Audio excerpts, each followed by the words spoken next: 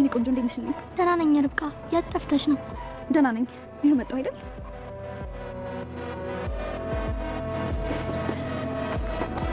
ዶክተር እንዴት ነሽ ርብቃ? ደህና ነኝ አብርሃም። እንዴት ነህ? ስለመጣሽ በጣም ደስ ብሎኛል። ግን እንዴት ልትመጪ ቻልሽ? ማለቴ አልመጣም ብለሽኝ ነበር። የሳቢላ ነገር አላስችላለኝ። ለማንኛውም ስለመጣሽ ደስ ብሎኛል። ወደ ውስጥ እንግባ። እሺ።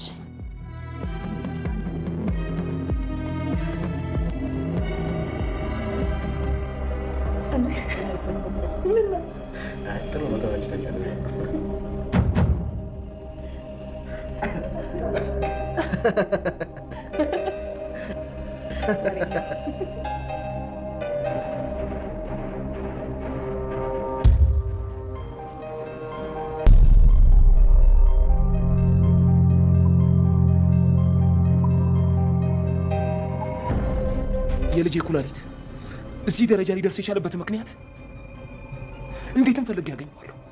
እንዴትም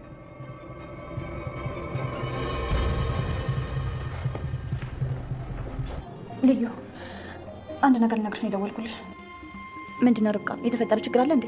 ልዩ ዲና እርጉዝ ናት። ምን? አብርሃም ነው የነገረኝ።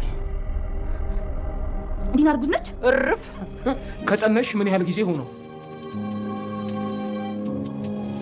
ዲና ትንሽ ጊዜ ነው።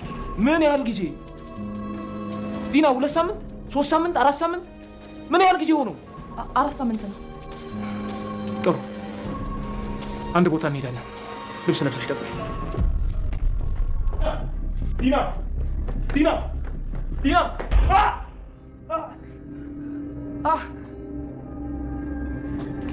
አባቴ ምንድን ነው? ደህና ነህ?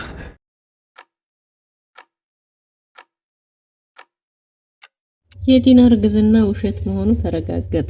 ልዩ ወደ ቤት ተመለሰች። ርብቃም በፓካፕ ቪዲዮ ወደ ቤት ተመልሳለች። አብርሃም ዲናን ስለ ጽንሱ ምን ያህል ጊዜ እንደሆነው ሲጠይቃት እውነቱን ላለመናገር ውሸት ስለሆነ የምትለው ጠፍቶባታል። አብርሃምም አሁኑኑ የሆነ ቦታ መሄድ አለብን ብሎ ስለ ክሊኒክ የማህፀን ስፔሻሊስት ዶክተር እንድታናገርለት ዶክተር ርብቃን እየጠየቃት ነበር። እና እሷም አድራሻ ሰጣለሁ ደውለህ ቀጠሮ ማስያዝ ትችላለህ ስትል ዲና ሰምታ ስለነበረ ዲናን አብርሃም ተሰብሮ ቤት እንዲውል አድርጋለች። ለዛሬው እቅዷ ተሳክቶለታል። አብርሃም ያልጠበቀው ከባድ ችግር ገጥሞታል። ለራሱም የወገብ ስብራት፣ በሌላ በኩል ደግሞ የሳቤላ ያልተጠበቀ ድንገተኛ ህመም፣ ሁለቱም ኩላሊቶቿ ፌል እንዳደረጉና 90% እንደደረሰም ተነግሮታል። ስለዚህ ሳቤላ በምን ምክንያት እንደዚህ ልትሆን ቻለች? በሳቤላ እድሜ በህፃናት እድሜ እንደዚህ አይነት ክስተት መከሰቱ በሆነ ምክንያት እንጂ ዝም ብሎ ያለ ምንም ምክንያት ሊመጣ እንደማይችል ተነግሮታል። ይህንንም ለማጣራት እሞክራለሁ። ልጄ ያለ ምንም ምክንያት እንዲህ ልትሆን አልቻለችም እያለ ነው። ዲናንና ማርኮንን ያስጨነቀው የአብርሃም መጠራጠር አብርሃምን የቤት እስረኛ ሆኖ እንዲቀመጥ እናረጋለን፣ በዙሪያው ያሉ ሰዎችንም እናጸዳለን የሚል ውሳኔ ላይ ደርሰዋል። ሰላም ሰላም! ውድና የተወደዳችሁ ውድ ቤተሰቦች እንደምን አላችሁ? በያላችሁበት የዓለም ዳርቻ ሰላማችሁ ብዝት ትርፍ ይበል እያልን በአዲስ መተናል። በቅንነት ላይክ፣ ሼር፣ ሰብስክራይብ እያረጋችሁ ቤተሰብ አድርጉን። በባለፈው ክፍል እንዴት ተመለከትነው ሳቤላ ተከታታይ ድራማ አብርሃም አየር ልቀበል ብሎ ከቤት እንደወጣ ነበር። ልጁ ታማ ራሷን ስታ እንደወደቀች ተደውሎ የተነገረው። የተደወለለትም ከትምህርት ቤት ሲሆን ሳቤላ ራሷን ስታ ወድቃ ሆስፒታል እንደገባች ተነግሮታል። አብርሃምም በልጁ ሁኔታ እጅግ በጣም ተደናግጦ ወደ ሆስፒታል ሲሄድ ሆስፒታልም ያልጠበቀው ነገር ገጥሞታል። አብርሃም አንድ ልጄ ናት ያለችኝ፣ ከሷ ውጭ መተኪያ የለኝም፣ ብቸኛዋ ልጄን እባካችሁ አድኑልኝ እያለ እየተማጸነ ነበር። ዶክተሯም የተቻለንን ሁሉ እናደርጋለን፣ ምናልባትም ሳቤላ ታክማ የመዳን እድል ሊኖራት ይችላል፣ ስለዚህ አርግ የምንልህን ማረግ ይኖርብሃል ተብሏል። እሱም ምንም ነገር ቢሆን ለልጄ ማረጌን አላቆምም፣ ምንም ነገር አደርጋለሁ፣ ብቻ እናንተ የተቻላችሁትን አድርጉልኝ እያለ ነበር። እናም እንግዲህ ሳቤላ የደም ምርመራ ተደርጎላት ያጋጠማት ችግር በደሙም በሽንቱም ሁለት ተመሳሳይ ውጤት እንደተገኘ ተነግሮታል። ይህም ምንድነው በተባለ ጊዜ አብርሃም እንግዲህ ሊቋቋመው የማይችለው የልጁ ህመም ተነግሮታል። ሳቤላ ሁለቱም ኩላሊቶቿ 90% ያህል ፌል እንዳደረጉ ተነግሮታል። ይህም በሰማም ጊዜ አብርሃም እጅግ በጣም ተደናግጦ ለረጅም ሰዓት በዝምታ አሳልፏል። ዶክተሯም የአብርሃም ጉዳይ ቢያሳስባት እንደምንም እሱን ለማረጋጋት ሞክራለች። ሳቤላ እኮ አሁን በጣም ደህና ናት፣ በዛ ላይ ደግሞ የተገቢውን ክትትል ካደረገች ልተርፍ ትችላለች። አንተ በጭራሽ እንደዚህ መሆን የለብህም እያለች ነው። እሱም ደግሞ እባካችሁ ልጄን ዶክተር ልጄን አትርፎልኝ እያለ ነው። እና ዶክተሯም አንተ መጀመሪያ ተረጋጋ፣ ከዛ በኋላ ግን ሳቤላን ተገቢውን ሁሉ እናረግላታለን ብለዋለች። እሱም እባካችሁ አንድ ልጄ ናት እያለ እየተማጸነ ነው።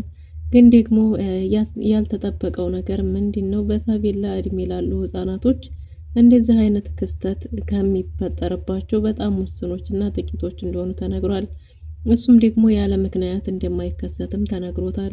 ብዙ ጊዜ የታሸጉ ምግቦችን ወይም ደግሞ ሌላ ምክንያቶች እንጂ ያለ ምንም ምክንያት ዝም ብሎ እንዲህ አይነት ነገር በእነሱ እድሜ ሊከሰት አይችልም የሚል ነገር ስለተነገረው አብርሃም ሌላ ጥርጣሬ ገብቶታል።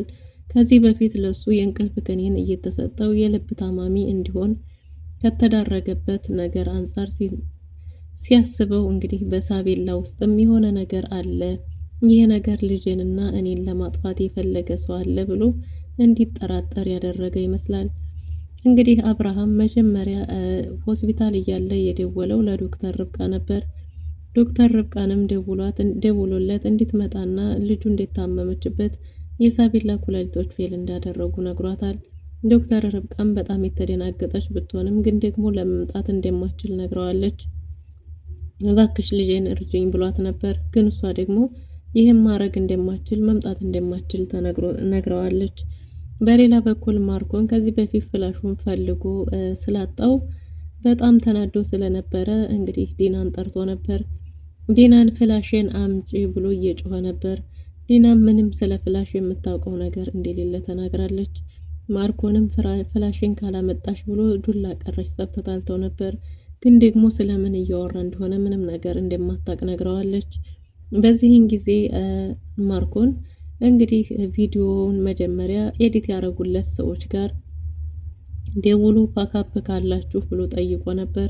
እና እሷም እንግዲህ ክፍያውን ከላከላት ወዲያው እንደምትልክለት ነግረዋለች። እሱም ተስማምቶ ቪዲዮ ፓካፕ ደርሶታል። የቪዲዮ ፓካፕ እንደደረሰው ለርብቃና ለኤፊ ነበር የደረሳቸው። ኤፊና ርብቃ ስለ ሽምግልናው እያወሩ ነበር ለአባቷ እንደሚያሳውቁና ግን ደግሞ እነሱ ከመንገራቸው በፊት በሌላ በሽማግሌ መነገር እንዳለበት እየተወያዩ ሳለ ያለማቋረጥ ሜሴጆች እየገቡ ነበር። እነዚህ ሜሴጆች ቆይ ኤፊዬ ለረጅም ጊዜ በተከታታይ ሜሴጅ እየገባ ነው ሌዮ እያላት ነበር ባለች ጊዜ እሱም በተመሳሳይ እኔም ጋር በተመሳሳይ እንደዚሁ ያለማቋረጥ ብዙ ሜሴጆች እየገቡ ነው፣ እስቲ እናያቸው ተባብለው ነበር። መጀመሪያ ግን ስለ ደስታቸው እያወሩ እንደውም ፈርቼ ነው እንጂ መጥቼ ካንተ ጋር በሆነ ነገ እስከምንነግረው ድረስ ላባዬ እያለችው ነበር። እሱም ደግሞ በዚህ ሀሳብ እያወሩ ሳለ ድንገት እንግዲህ ያንን ሜሴጅ ለማየት ስልካቸውን በከፈቱት ጊዜ ለረብቃ የተላከላት የራቁት ቪዲዮ ብቻ ሳይሆን እንግዲህ ፍቅረኛሽንም ህይወት ቦነስ ጨምርልሻለሁ እማትመጪ ከሆነ የሚል ሜሴጅ ነበር። በሌላ በኩል ደግሞ ለኤፊም በጣም አሳፋሪ የሆነ ቪዲዮ ለሱም ተልኮለታል። እናም ተገናኝተው ስለ ቪዲዮ እያወሩ ነበር። ፓካፕ አግኝቶ ወደ ቤት መመለስ እንዳለባት ከመመለስሽ በፊት ብንማከር አይሻልም ወይ? እኛ እጅ ላይ ያለውንስ ቪዲዮ ብንጠቀምበትስ እያለች ነበር። እኛ እሱን ቪዲዮ እንዴት እንደምንጠቀምና አጠቃቀሙ እንዴት እንደሆነ እኛ እሱን እስከምናጣራ ድረስ እሱ ሊቀድመን ይችላል። ስለዚህ ወደዛ ቤት መመለስ ግዴታ ነው ብላለች። እናም እንግዲህ ኤፊ እኔ ጋር የተላከውን ቪዲዮ ብታይ ኖሮማ ጭራሽ ሰው አትሆኝም ነበር፣ ለቀላሉ ነገር እንዲህ ይሆንሽ እያለ ነበር። ግን ቢሆንም ደግሞ እንግዲህ ዶክተር ርብቃ መሄድ ያለብኝ በቃ ከምንም ነገር በፊት መቀደም የለብንም መሄድ አለብኝ ብላ ወስና ጓዟን ጠቀላላ ሄዳለች። ግን ደግሞ ዶክተር ርብቃ ወደዛ ቤት ስትሄድና ሳቤላ ከሆስፒታል ወጣ ስትመጣ በር ላይ ተገናኝተዋል። ሳቤላ እጅግ በጣም ደስ ብሏት ዶክተር ርብቃን አቅፋት ነበር። ዶክተሩም አብርሃምም ወደዚህ ቤት እንዴት ልትመለሽ ይቻልሽ እያላት ነበር። እሷም የሳቤላን ህመም ስትሰማ አላስችል ብሏት እንደሆነ ለአብርሃም ነግረዋለች። አብርሃምም እሺ በቃ አሁን ወደ ቤት እንግባ ብሎ ተያይዘው በደስታ ወደ ቤት ገብተዋል። ዶክተር ርብቃና አብርሃም እያወሩ ነበር። እናም እንግዲህ ሳቤላ እንዴት ይሄ ነገር አጋጠማት የሚለው ነገር ለሁላቸውም ጥያቄ ሆኖባቸዋል። አብርሃም ወደ ቤት እየገባ ባለ ጊዜ ግን ዲናና ማርኮን ደስ ብሏቸው የፍቅር ጨዋታቸውን እየተጫወቱና እየተደሰቱ ነበር። አብርሃምም ወደ ቤት ሲገባ ያልጠበቀውን ነገር ተመልክቷል። እግሩን እያሸችለት ደሞም ስለፊታቸው ደስተኛ ሆነው ብቻቸውን ጥሩ ጊዜ እያሳለፉ ነበር። እናም በዚህን ጊዜ አብርሃም ለረጅም ሰዓት በር ላይ ቆሞ ነበር። ማርኮንም ሆነ ዲና ማናቸውም የተመለከተ ሰው አልነበረም። ድንገት ባዩ ጊዜ ግን ሁለቱም ተደናግጠው ተነስተዋል። አብርሃምም በዝምታ ለረጅም ሰዓት ቆይቷል። እናም እንግዲህ ምን ሆነህ ነው አየር ልቀበል ብለህ ወጥተህ በዛው ቀረህ እኮ ባለችው ጊዜ ዲና እሱም በዛው ወጥቶ የቀረው ከትምህርት ቤት ተደውሎለት ሳቤላ ታማለች ተብሎ እንደሆነ ተናግሯል። ወይኔ ልጄን ምን ሆነች እያለች ዲናም ማስመሰሏን ቀጥላለች።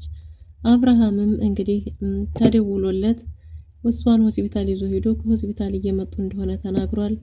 እናም ዶክተር ርብቃን እባክሽ ሳቤላን ወደ ክፍሏ ይዘሻት ትሄጂ እያላት ነበር። ሳቤላ ወደ ክፍሏ ከሄደች በኋላ ግን አብርሃም ቁጭ ብሎ ስለተፈጠረው ነገር በሙሉ ነግሯቸዋል።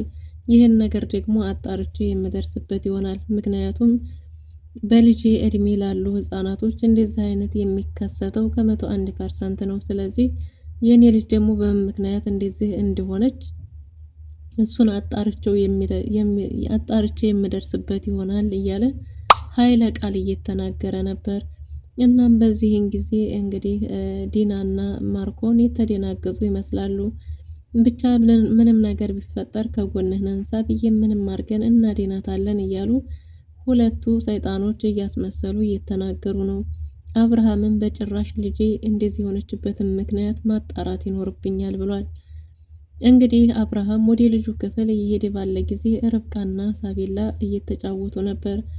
ርብቃ ሁለት ጥያቄዎችን ጠይቃታለች። አሁን በዚህ ሰዓት እናትሽን ወይስ ልዩን ማንን ትፈልጊያለሽ የሚል ጥያቄ ጠይቃት ነበር። ሳቤላም በዚህን ጊዜ ልዩ ብትኖር ደስ ይለኛል ብላ ነበር። ምን ታረግልሻለች ባለቻት ጊዜ ልዩ ታጫውተኛለች። በእርግጥም ሁለቱንም እፈልጋቸዋለሁ፣ ግን ደግሞ ልዩ ብትሆን ደስ ይለኛል ብላታለች። እኔ እያጫወኩሽ አይደለም እንዴ ስትላት አንቺ እኮ ትልቅ ነሽ ባለቻት ጊዜ እኔን ትልቅ ነሽ አልሽኝ ያለች እየተደባደቡ እየተላፉ እየተሳሳቁ ባለ ጊዜ ነበር አብርሃም የደረሰው። አብርሃምም የልጁን ፈገግታ ባየ ጊዜ እጅግ በጣም ደስተኛ ሆኗል። እናም እንግዲህ ቆሞ እያያቸው ነበር። ሳቤላና ርብቃ በጣም ተስማምተዋል። እናም እንግዲህ ርብቃ ይህንን በሰማች ጊዜ ለልዩ ደውላ ሁሉንም ነገር ለመናገር ወስናለች። ልዩና ሙልጭ አንድ ላይ ሆነዋል። ሙልጭም ልዩን እየተንከባከበ ነው። በዚህን ጊዜ ስልክ ሲደወልላት ስልኩን አንስታለች። ስልኩን ባነሳች ጊዜ ርብቃ ሁለት ነገሮችን ነግራታለች። ልዩ እንደታመም ሳቤላ እንደታመመችና ግን ደግሞ ህመሟን የምትነግራት ስትመጣ እንደሆነ ነግራት፣ በሌላ በኩል ደግሞ ዲና አርግዛለች ባለቻት ጊዜ ይሄ ነገር በጭራሽ ሊሆን አይችልም፣ ብታረግዝም እንኳን ያቢ አይሆንም፣ ካረገዘችም የማርኮን ነው የሚሆነው እያለች ነው። እሱን እንዴት አድርገን ነው የምናረጋግጠው የሚል ሀሳብ ላይ ደርሰዋል። እንግዲህ እሱን ማረጋገጥ የሚችለው ልጅም ደግሞ የእውነት ተረግዞም ከሆነ ልጁ የሱም ሆነ አለመሆኑን ማረጋገጥ የሚችለው አብርሃም እንደሆነና እንዲሁም ደግሞ ማርገዝ አለማርገዟን ማጣራት እንደሚቻል ተናግረዋል። ግን ደግሞ እነዚህ ነገር ከባድ ቢሆንም ሁለቱ ከተባበሩ ምንም ነገር ማሳካት እንደሚችሉ ተነጋግረዋል። ዶክተር ርብቃ ልዩን በዚህ ሰዓት መምጣት ይኖርብሻል ብላት ነበር። ግን ደግሞ ሞለጭ በጭራሽ ወደዛ ቤት ተመልሰሽ አትሄጂም እያለ ነው። ልዩም እንዴ ሳብዬ ታማለች እኮ እዛ ቤት መሄድ ይኖርብኛል ብላ ነበር። ከሄድሽ እዛ ቤት ይገሉሻል፣ እንደዛ ከሆነ ደግሞ እኔን ሁለተኛ አታገኝኝም፣ እኔና አንቺ ተለያይተን ነው መሆን ያለበት እያለ ነው። ሙለጭ እንግዲህ ልዩን አልፈታሽም ብሏታል። ወደዛ ቤት ከሄድሽ እኔን አታገኝኝም ብሎ ስላስፈራራት እሺ በቃ እኔ አልሄድም፣ ወደዛ ቤት አልሄድም ቀርቻለሁ ብላው ነበር። እንግዲህ በቀረችበት ጊዜ ግን ቁጭ ብላ ሀሳቡን ስታስበው የሚያረጋጋም አልሆነም። አብርሃም እንግዲህ ስለ ጽንሱ እየጠየቃት ነበር። ጽንሱ መቼ ነው የተረገዘው ባላት ጊዜ ዲና መናገሯንም የረሳች ትመስላለች። ዲና ምንም እያለች ስትደናቆር 1 ሳምንት 2 ሳምንት 3 ሳምንት ስንት ጊዜ ሆነው ባላት ጊዜ አይ አሁን ነው 1 ሳምንት ብላለች። እናም እንግዲህ አብርሃም የምንሄድበት ቦታ አለ ተዘጋጅ ብሏት ነበር። በዚህን ጊዜ አብርሃም ርብቃን ሄዶ እያናገራት ነበር የማህፀን ስፔሻሊስት እንድታገናኘው። እሷም ስለሱ ስታወራው ስለሰማች ዲና ስትሮጥ ወርዳ እንግዲህ ውሃ ደፍታ አብርሃም በንዴትና በሩጫ እንደሚመጣ ስለምታውቅ እንዲወድቅ አድርጋለች። አብርሃም ለራሱ የወገብ ስብራት አጋጥሞት የዛሬው የምርመራ ጊዜ ተራዝሟል ማለት ነው። ዲናና ማርኮንም ሳይቀድሙን መቅደም አለብን እያሉ እየተዘጋጁ ነው። ልዩ ወደዚህ ቤት መምጣት የለባትም፣ ወደዛ ወደ ገጠር ትመለስ። በሌላ በኩል ደግሞ የሚወዳቸውንና የሚያግዛቸውን ሰዎች ከጎኗ ርቀን እሱ ብቸኛ መሆን አለበት እያሉ ነው። ግን ደግሞ አብርሃምን የሆነ የማዋራህ ነገር አለ ብላ ዶክተር ርብቃ ፈልገዋለች።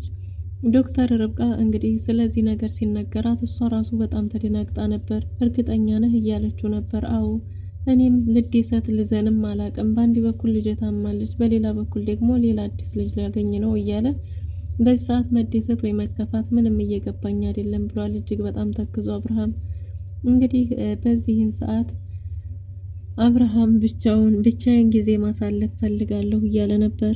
ግን ደግሞ ዶክተር ርብቃ ልታናግረው አብራው በሄደች ጊዜ ዲና እሱ ሰው አልፈልግም እያለ ነው ብላት ነበር። ግን ደግሞ አታስቢ ወደ ክፍሌ ነው የሚሄደው ብላት ዶክተር ርብቃ ተከትለው ሄዳለች። በሌላ በኩል ዲና በዚህን ጊዜ አብርሃም አሁን እኔንም ላይ የሆነ ጉዳት ማድረሱ አይቀርም፣ እውነቱን ካወቀ በጭራሽ ይቅርም ሊለንም ሊያየንም ፈቃደኛ አይሆንም፣ በእኔ ላይም ጉዳት ማድረሱ አይቀርም። ምክንያቱም ከዚህ በፊት በአንድ ስህተት ብቻ ስለሆነ የልጁን እናት የፈታት፣ እኔ ደግሞ እንደዛ መሆን አልፈልግም እያለች ነው። ማርኮን የሚቻለውን ሁሉ እናረጋለን፣ ለርብቃም ወጥመድ ያዘጋጀላት ይመስላል። እናም እንግዲህ ልዩም እንድትመለስ ወደ ሀገር ቤት ለሳቱ ደውሎለታል። ልዩ ግን ሰተት ብላ እስከ ቤት ድረስ ሄዳለች እና ዲናና ማርኮን እያወሩ ባሉበት ጊዜ በር ሲንኳኳ በሩን ለመክፈት ዲና ወደ በር እየሄደች ነው። ልዩም ልሄድ ልቅር ልበልተው እያለች ሁለት ልብ ሆና ወደዛ ቤት አምርታለች። በሩንም ባንኳኳችው ጊዜ እንግዲህ ዲና ይሄን በር ከፍተዋለች። ልዩን ትመልሳት ይሆን ወይስ ወደ ቤት ትገባለች? ዶክተር ርብቃ ስለ አብርሃም ምን ልትነግረው ይሆን? የማርኮንንና የዲናን ግንኙነት ትነግረው ይሆን ወይስ ምን ሊፈጠር ይችላል የሚለውን በቀጣይ ክፍል ይዘን የምንመለስ ይሆናል። ለዛሬ ነበረን ቆይታ ይህን ይመስል ነበር። መልካም ጊዜ